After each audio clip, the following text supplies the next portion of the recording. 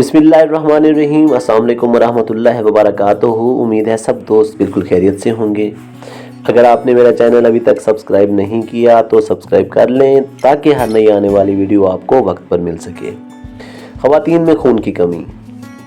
ख़वातीन में अगर खून की कमी हो तो उनको रोज़ाना खजूरें खानी चाहिए, लेकिन आपने खजूरें इस तरह से खानी हैं कि रात के वक्त 3 या 5 खजूरों को खोलकर गुठलियाँ निकाल कर पानी में भिगोकर रख दें। अगली सुबह निहार मुँह पहले ये पानी पिए, फिर भिगोई हुई खजूरें खा लें। लेकिन एहतियात लाजमी करें कि किसी भी खजूर में फंगस और कीड़ा ना हो। इंशाअल्लाह 5 हफ्ते इस अमल को जारी रखने से जितनी भी खून की कमी है वो मुकम्मल तौर पर दूर हो जाएगी। इंशाअल्लाह फिर हाजिर खिदमत होऊंगा। अपना बहुत सा ख्याल रखिएगा। अल्लाह आपका हामी नासिर। अल्लाह हाफिज़।